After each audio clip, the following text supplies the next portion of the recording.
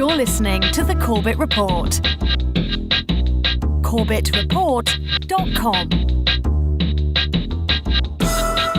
Welcome, ladies and gentlemen. Welcome to episode 341 of the Corbett Report podcast.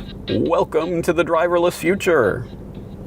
So, do you want to see something really incredible? I mean, something mind-blowing, something you will scarcely believe? Watch this. Yes, for the benefit of those listening to the audio version of this podcast, I'm doing something that is truly phenomenal right now. I'm driving a car. Yes. Oh, wait, that isn't so incredible to you? That's not so amazing? You're not gasping in anticipation of what will come next? Well, looking back on this podcast 20 years from now, and you may very well see this in a very different light. What am I talking about? Well, of course, I'm talking about the driverless future technologies that are now starting to come into view.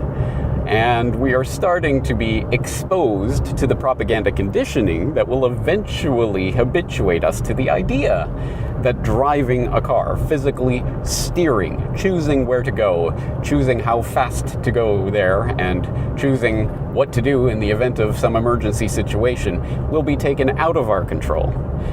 And as I say, you've probably seen this conditioning already starting in the last few years, and perhaps no better example of that kind of propaganda conditioning can be found than in the recent Kia advertisement/propaganda piece called Peter Returns, in which the driverless technologies are being withheld from the masses that are clamoring from them by the evil Captain Hook, and it's up to the valiant Peter and Tink to go and save the day and defeat Captain Hook and release this technology to the masses. Yay, we have driverless technology. It is a fascinating piece of propaganda conditioning, but since this is an audio podcast, I will refrain from playing and analyzing the video in this podcast. But I think, as I say, you've probably seen this starting. You've seen the press starting to come out to condition us into this driverless technology future. And it's not all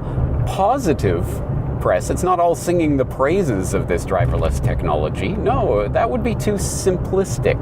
I think the powers that shouldn't be know how to properly engineer ideas into society, not just by throwing them out there, but by also throwing them out there in a way that, oh, maybe we should be careful about this. Oh, there's some problems with this technology, guys. We shouldn't just jump into this. And that is part of what I want to address today, because as I say, you've seen this issue popping up even in the news lately, precisely and specifically for one particular aspect of this driverless technology. New concerns about self-driving cars after a fatal crash involving one of those cars. Police say Uber, using the technology, killed a passenger. And now Uber has suspended its program testing those cars. Gio Benitez is here with the story. Good morning, Gio. Hey, Michael. Good morning. The National Transportation Safety Board is sending investigators to Tempe, Arizona. Police are still figuring out who was at fault, but there are serious questions now because this was part of Uber's pilot program to see whether this works at all. This morning, self-driving cars under intense scrutiny after police say an Uber using the technology hit and killed a woman in Tempe, Arizona. The vehicle was traveling northbound and the pedestrian was outside of a crosswalk. Investigators say 49-year-old Elaine Herzberg was walking with her bike outside of the crosswalk late Sunday when she was hit by the car. A human operator was inside behind the wheel, but the car was in the self-driving mode. Uber suspending all self-driving tests from coast to coast. This appears to be the first pedestrian death involving an autonomous vehicle. At this point in time, it's sort of a wild, wild west situation, and unfortunately, someone lost their life because of it. This morning, experts tell us it's time to hit the brakes on autonomous car tests for now. Self-driving cars are legal in Arizona and several other states, and there have been accidents involving autonomous technology. In Los Angeles in January, a Tesla crashed into a parked fire truck. The driver said the car was in autopilot mode. Nobody was hurt. But on the tragedy in Arizona, Uber's CEO tweeting, "Incredibly sad news. We're thinking of the victim's family as we work with local law enforcement to understand what happened." Yes, today we're going to be talking about self-driving cars, but we're not going to be talking about that particular headline-grabbing aspect of the self-driving automatic car phenomenon, i.e. the safety concerns. So these self-driving cars are going to start going crazy and driving everywhere and killing people left, right, and center. And I think there are a couple of reasons why we don't need to concentrate on that particular aspect of the problem of automatic driving technology, although it is a problem, obviously, but it is the headline-grabbing one. So, first of all, that aspect of this will be well covered in all various forms of media, even in the mainstream. Clutch our pearls, gasp in shock and horror, wow, these computers that we hardly trust to run a desktop for, more than a day without rebooting because we know the operating system's going to crash, but we'll allow these cars to drive us everywhere. No, of course there are going to be problems and malfunctions. And even if we go beyond that step towards what if it's not just a malfunction or malfunctioning software, but the question of how you write the software in the first place. Yes, the trolley car problem. Again, I'm sure we are all familiar with this problem from the recesses of moral philosophy and philosophical ponderings, where we have the railway car barreling down the track and you're sitting there on the switch, and you can either send the train going to the left and killing 5 people who are standing there stranded on the tracks, or you can send it to the right and you can kill one baby that's on the tracks. Which do you choose? Which person do you kill with your hand on the switch? Because that's always the situation, and that's always the only alternatives provided. Well, here is seemingly a real-life version of the trolley car problem that actually may come into existence. What if you're in the car, and instead of you driving, what if it's the computer driving, and the computer has to make the decision? Does it swerve to the left and hit the baby carriage in the middle of the pedestrian crosswalk, or does it swerve to the right and hit the bus full of school children, or does it go straight ahead and pummel into the elderly man on the other side of the street, or do you just sacrifice yourself and go off the edge of the bridge and fall into the water and die?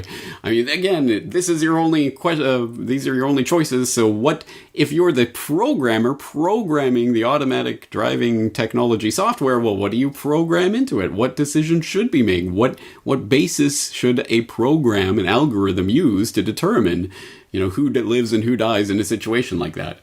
I mean, drive for 18 billion hours and you might encounter a situation like that once. But anyway, here's a real world example, and who gets held responsible for the outcome of that sort of situation? Is it the car manufacturer? Is it the person who was in the vehicle at the time? Is it the software developer, or the person who contracted the software developer? I mean, there's certainly some issues to be worked out there, and it is fascinating, which is why this is the aspect of self-driving car technology that gets all of the attention. But it itself is a form of psyop, because it gets us thinking that the only real issue, the one little thing to wrinkle that needs to be ironed out, and then we can have this self-driving technology and everything will be okay, is just to determine, well, what about the trolley car problem? What about the safety issues? What about if there's a malfunction or something? What kind of overrides are there?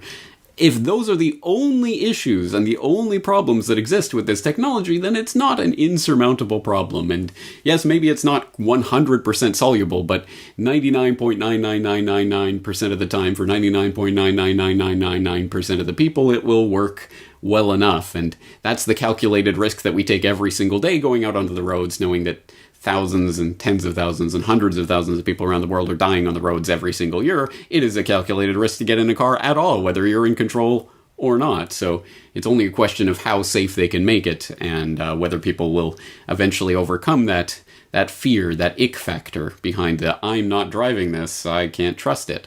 And that ick factor exists. I remember the first time I was ever at an airport with one of those automatic going between terminals, shuttles that they have, and hey, there's no one driving this. What if it malfunctioned? I mean, that thought, of course, will occur to people the first time they get in that type of situation, but the 100th time, the 1,000th time, the 100,000th time, the millionth time, it will be just background noise. And when it works a million times, we are inductive reasoners by nature. We will generally tend to trust the million and first ride. So I think the safety concern is a diversion, a psyop. They want you to concentrate on that.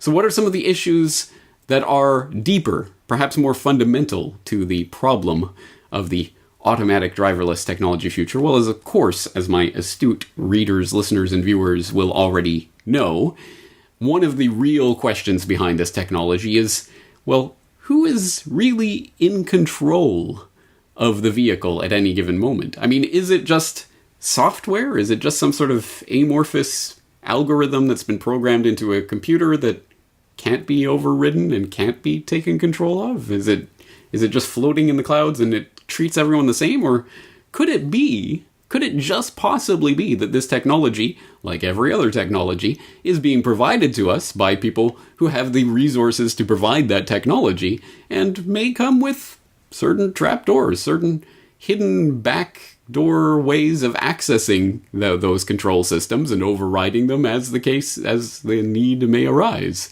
Well, whose need and in what situation? Again, this is an aspect of the technology that isn't completely off the radar of even the mainstream news outlets. They are at least starting to talk about this problem. Well, is there a human in the loop? Does there need to be? In what situation? In what ways? This is the type of topic that is even broached by mainstream, respectable news organizations like Wall Street Journal in their Technology News Brief podcast. So I'd love to get a little bit more of an understanding of the actual job in and of itself. Can you describe what some of these remote operators do, and what does their job entail, and how does it work with the self-driving car tech? Well, let's be clear what we're talking about here, because there's two kinds of technologies that are emerging. Okay. First, Waymo isn't using a remote control system like you think of as somebody sitting in an office driving a drone somewhere on the other side of the world. The company says that they don't have the ability to in real time move the car remotely. Some companies, such as Phantom Auto, a startup here in Silicon Valley, they have created technology that they say allows them to drive the car from their office and not have anybody in the vehicle. And so those are two different kinds of technology. So what Waymo can do, and Waymo's not alone, others such as General Motors Cruise Automation and car tech supplier called Aptiv, they are developing a way to communicate with the vehicle. So let's say the robot car is driving down the street and it comes upon a stalled vehicle in its lane. You know, it looks like a stalled vehicle, but it's not quite sure. So the robot car has the ability to come to a safe spot and say, let's ping that operating center, that command center, and say, hey, I think this is a stalled vehicle, yes or no. And so what the operator will do is say, yes, it is the operator will be able to look at the cameras on the car and the sensors and see it and say, yeah, you're right, that is a stalled vehicle, and send that small command back. And then the onboard computer will then be able to say, oh, this is a stalled vehicle. My sensors tell me it's clear. I'm going to just pass this vehicle and go about my daily business. But if it's still too complex, if it's still not quite understanding what to do, then that operator, that human back in the command center, can then suggest a new path, a micro path, if you will. Say, hey, take a left, and essentially draws it out on a map, and it sees where it can go. Now, what's going on here, though, is the computer, I'm told, still has the ability to say, no, I don't think this is safe. I see oncoming cars, but okay, now that car is free. I can pass, make those kinds of decisions. But it allows the human to, from remotely, kind of interject the human understanding of a very complex world. So these are kind of the things that self-driving car developers are thinking about. How do you manage these kinds of situations? So, there you have it, folks. Yes, the companies that are developing these technologies are also taking into account the fact that you may need a human in the loop. So they're engineering their little back doors, so they'll be able to issue commands to your driverless car as need be in certain situations. Oh, is that a stalled car? Well, why don't you go around it when it's safe to do so? Okay, yes, sir. And the computer will dutifully obey those commands that are being sent by someone on the other end of some connection to some company through a backdoor that they have into your car. Your car? Well, that's an interesting question. Who is really in control here? Well, clearly it would be the humans who have that ability to interrupt, to override the controls, and to issue commands as they see fit. So it really isn't you. It isn't your car in any real sense in that situation, is it? And the question of who really is in control here and Under what circumstances will they take it over? Oh, don't worry, it's only for your benefit and your safety and to make sure that everything's okay. I'm sure most of the time it will be, but the once in a while, when they need to interrupt for different reasons, you may end up in a spectacular fiery crash. Your untimely demise may be helped along by people on the other end of that connection. That, of course, isn't even beginning to broach the topic of hackers and just common thieves and criminals doing that type of activity. Of course, I'm talking more deep state, deep event type activity, but there is the hacker idea of this as well, which has been also broached in the mainstream media. Well, if everything is hackable, including the vehicle that you're in that is barreling along the highway, that's a pretty large safety risk, and is that one that you're willing to take? Well, these are not rhetorical questions or empty philosophical ponderings. These have real-world relevance, perhaps even to things that have taken place in the past, let alone in the future. And of course, as viewers of this podcast will know, episode 274 on crashes of convenience, Michael Hastings did broach that topic and did look at the Michael Hastings car crash as a potential example of just such an interrupted driving experience in which there may have been some controls that may or may not have been taken over to assure that Michael Hastings did not reach his destination that fateful evening. So that is a possibility, and it's not crazy conspiracy theorists like myself broaching that possibility. It is, as I pointed out in episode 274 of this podcast. Please go and watch it or listen to it again for the full detail. But as former national counterterrorism czar Richard Clarke pointed out, well, was maybe Michael Hastings could have been hacked into by some alphabet agency. Isn't that interesting? Or, not just Richard Clarke saying it, also DARPA, our friends at the Defense Advanced Research Project Agency, warning about the hackability of cars in the modern era. Good afternoon. Right, so we've been hearing a lot today about the importance of improving computer security. As Dan just alluded to, though, it's not just traditional computers that we need to worry about. There are many other kinds of systems as well. The slide that's been omitted showed a result of the researchers at UCSD and the University of Washington hacking into the dashboard display of a typical American sedan, making it show that the car was going 140 miles an hour while in park. Drilling down a little bit, modern vehicles consist of between 30 and 100 embedded control units, which are essentially small computers connected via CAN bus. These cars are required by law to have a diagnostic port, typically located under the steering wheel, that allows mechanics to download diagnostic information and to perform software updates.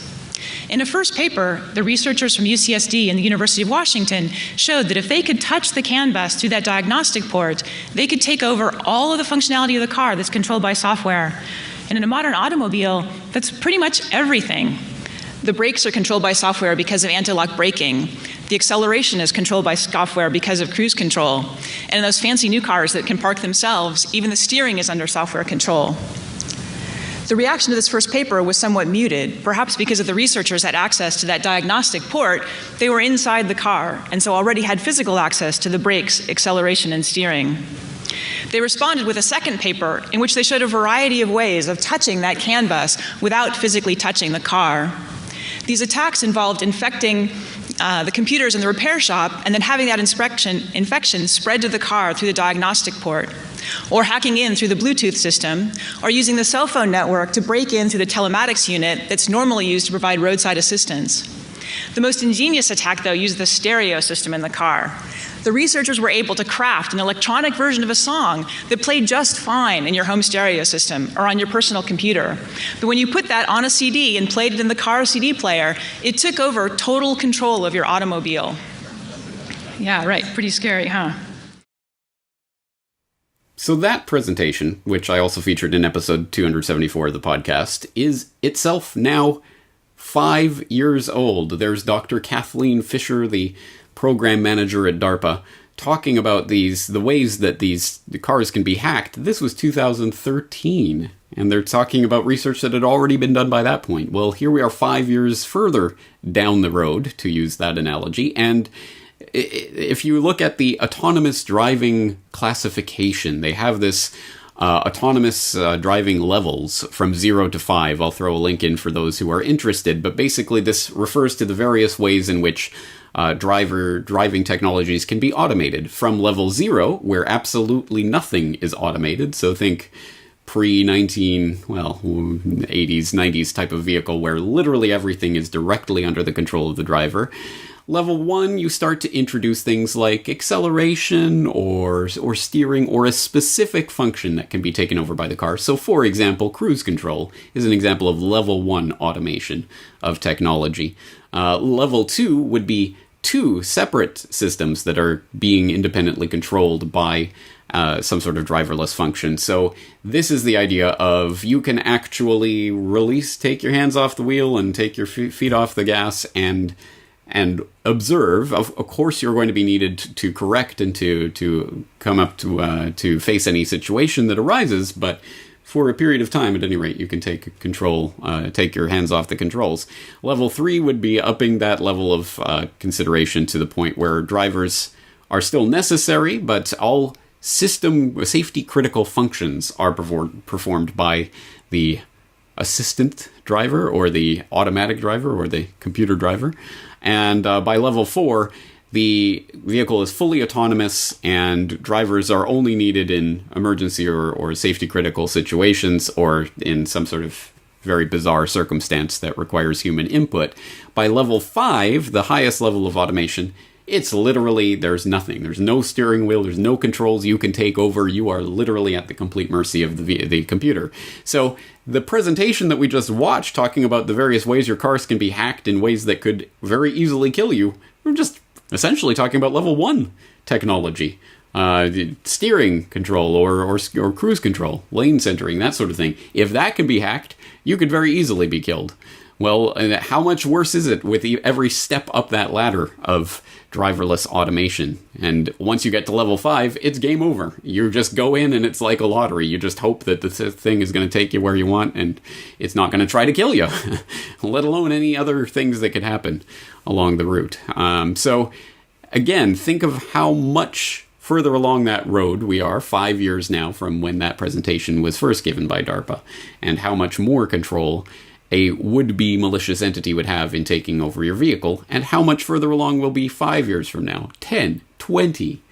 At what point does it become truly chilling, frightening, the level of control that any would-be hacker, alphabet super, or just run-of-the-mill criminal could have in the event of taking over your vehicle? Is it level 3? Is it level 4? Is it level 5? At any rate, that point does come where it becomes truly horrific, the potential implications of wiring ourselves into this matrix. But this is the Corbett Report, so we always go one level deeper, because we've talked about just the surface level safety issues. Well, what if these computers malfunction and start, running into pedestrians and what have you? Okay, that's a concern. It's a valid concern, but it's a surmountable concern. It's something that will improve, all things being equal, will improve over time, and those types of accidents will occur less and less. So the psyop is to get you to think that is the only issue, and once that is overcome, then we're good. The deeper level would be to say, well, who's really in control of these cars? Because if they can be interrupted by whoever on the other side of whatever connection gets established to your vehicle, well, then you're not in control of your car. It is not your car. And you are at the whim and mercy of whoever is really in control. And there is another level to this, because let's look at the bigger picture here. It's not just about ourselves individually in these cars. It is about society itself. Oh, America's love affair with the car. We've heard that refrain so many times, and I'm sure it's been drilled into Americans. It's certainly even, I've received this propaganda conditioning by proxy as a Canadian all my life, hearing about, the American idea and ideal and spirit is captured in the essence of the America's love affair with the car, because it represents freedom and you can go where you want to, and that's what you look forward to when you're a kid. Oh, one day I'll be able to drive and, get out of Dodge, and whatever else is equated in our minds with that idea, and getting out on the highway and driving these vast distances. as I broached momentarily in How Big Oil Conquered the World, that entire idea, that system, that way of organizing society was itself engineered into society as part of a business plan, essentially, that was spearheaded in the 1950s especially. There was, of course, that period where I talked about with the scrapping of the light rail networks that were the primary mode of urban transportation in the early part of the 20th century in the United States and elsewhere. And then, of course, the buying up of those rails and scrapping of them by conglomerates, including the big oil players and their cronies in the automotive industry, to make people use their own personal vehicles more. And another important step of that was to eliminate rail as an intercity, as a long-distance option, by creating the interstate highway network. But of course, it was the Pentagon who spearheaded that project. And who was in charge of the Pentagon at that time? Oh, it was the old boss of General Motors. Wow, what a coincidence. So I talked about that in How Big Oil Conquered the World. But that gives you, I think, at least a sense, a window into the bigger picture here, which is that society itself, our entire conception of the world and how we travel through that world, and the way the world is even ordered, physically ordered and structured around us, depends on this infrastructure of the roads that have become the dominant form, the dominant mode for people to transport themselves. So our entire society has been deliberately structured around this idea of the car. And of course, it's not just a car, it's not just a vehicle, it's the fact that traditionally it was you owned, now more and more people would lease, but at any rate you own a vehicle, which, do you really own it if you have to go and register it with the government? But anyway, you own your own vehicle, and you and maybe your family or maybe your friend, maybe a couple of you, but often just you, will be driving yourself from point A to point B on the roads that are provided for you to do that. So you have these predetermined routes that you can select which one you want to go in, but these are your routes, and these are the places you can go, and these are the places you really can't go because there's no road there. The geographical reality of the roads and the space they open up and the space they close off is a type of limiting, a restriction of our previous freedoms that, again, is incomprehensible to us, having grown up and lived our entire lives in the road-structured society. But, having said that, here we are in this reality that's been engineered with these roads and the car that is basically equipped for a family to travel together. And you own it, and so you have to have a place to park it. So we have driveways and garages, and we have parking lots in various places. Well, what if we turn from that sort of society into a driverless car society? You don't control the driverless car. Do you need to own a driverless car? Well, why? I mean, I'm sure there will be plenty of companies that will, maybe Ubers or their equivalents in the future, that will be happy to have a fleet of these driverless cars all around, and you just use your fondle slab and call one up, and it shows up in your door within 2 minutes, or your money back, or whatever, kind of deal they offer. And you hop in, and it takes you to where you programmed it to. And that might be some sort of communal bus type system, or it might be maybe there are private ones that you can order for you and your family, or just you, or at various levels that this can work, but essentially like driverless taxis that'll just show up and take you where do you want to go. But then you don't need the car to physically be there while you're sitting at work all day, so you don't need a parking lot per se. Parking suddenly isn't this issue that it once was, because you just have these fleet of cars going around. Our entire conception of this, of all of this geographical space around us completely changes. Do we need a garage? Do we need a driveway? Do we need parking lots? How do we function in this society? Now, it's such an incredibly different concept for us to grasp in being in this reality now. It's exceptionally hard to get your mind around all of the different changes that would result from this seemingly innocuous change from driver cars to driverless cars. So I'm going to provide you with a resource that I hope, will spur you into thinking about the vast implications of this seemingly minor change in technology. Namely a podcast, the Econ Talk podcast, which if you are not subscribed to that podcast, you are doing yourself a disservice. It is a fascinating podcast, and although it is hosted by an economist who talks about economics, I wouldn't say it's an economics podcast, or at least not in any conventional sense or what you might think of when you hear that.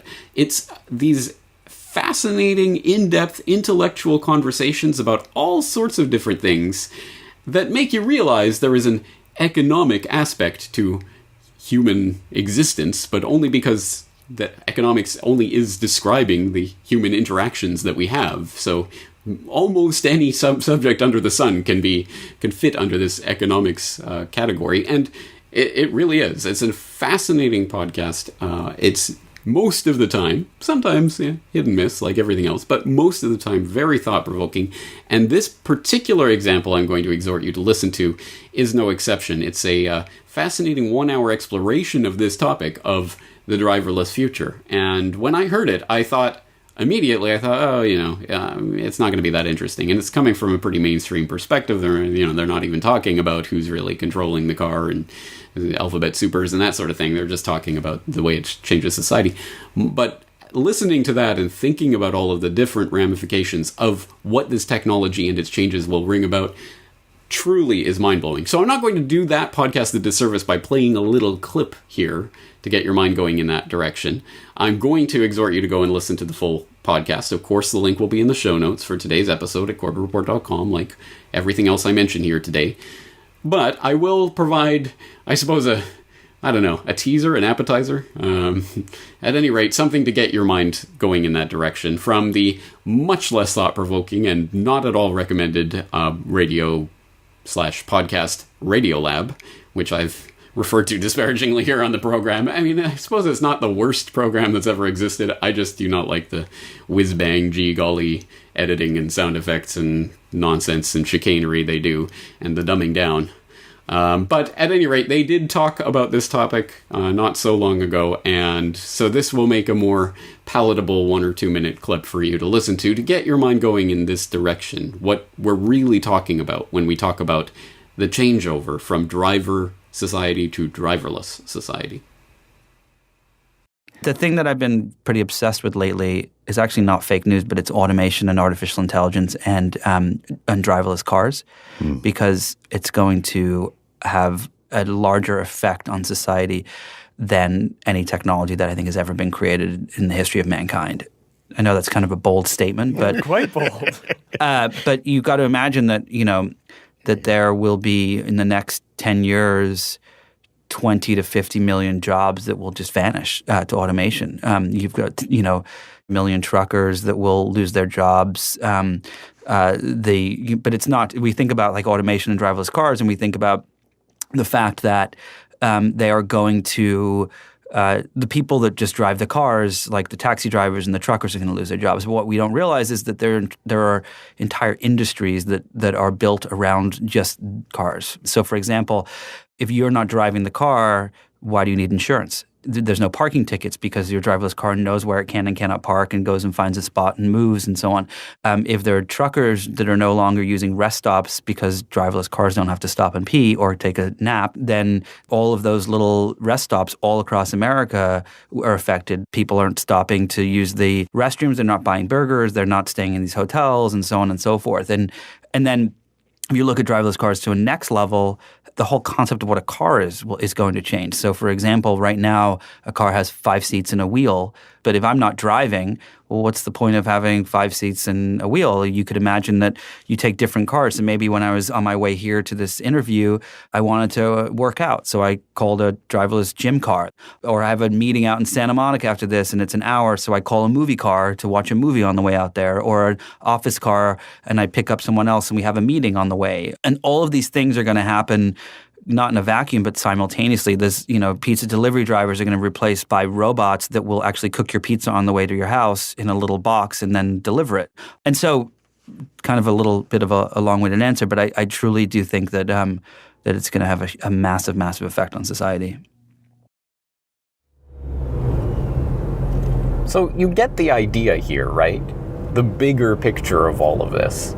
It's not just a question of a changeover in some technologies. It's not just a question of the safety risks that poses. It's not just a question of the risks of the basically control that this gives the oligarchs who wield the technological power to literally control where certain individuals go and whether or not they live or die in their little, what could end up being suicided machines, to use the Michael Hastings example. It's also that the entire infrastructure of our society has been hardwired by these roads that have become the dominant way that we organize and structure our daily lives, our geography. Our geography itself is defined by these arterial lines that make up the access to the rest of the world.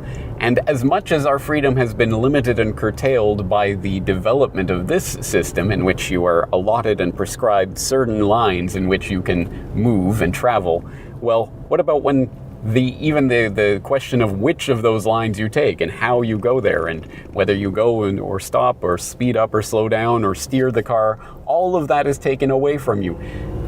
The amount of convenience continues to increase. The amount of human input continues to decrease. Turn your mind off, do other things.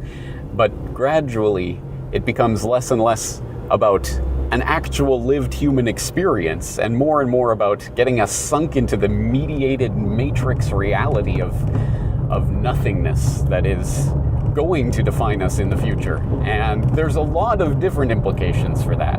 And I'm just trying to open this conversation up and start getting people to think about this. If not for the sake of people who are watching this or listening to this podcast here today in 2018, then perhaps for the sake of my children or my yet-to-be-born grandchildren who may not even understand what it is that Grandpa was railing about when he said, I would never get in one of those driverless car death traps. Why? Why is it? It's a much deeper issue than merely the issue of safety, which can and probably will be mostly overcome. And that's the whole point. They want you to get you to believe, well, as long as it's safe, then it's okay. But it's not about safety. It's not about convenience. It's about the human experience and what it is becoming and what we want it to become. Some very deep philosophical points here. So I hope you will check out that podcast, the Econ Talk podcast, that really, I think, lays this out in a way that's quite thorough and quite engaging intellectually. And of course, I'm always interested in hearing your thoughts on this topic. That's going to do it for this week's edition of the Corbett Report podcast. I'm James Corbett of CorbettReport.com, looking forward to talking to you again very soon. The Corbett Report is brought to you by the Corbett Report subscriber, a weekly newsletter featuring James Corbett's International Forecaster editorial, recommended reading and viewing, discounts on Corbett Report DVDs, and once a month, a subscriber-only video. Sign up today to start receiving your copy at CorbettReport.com/support.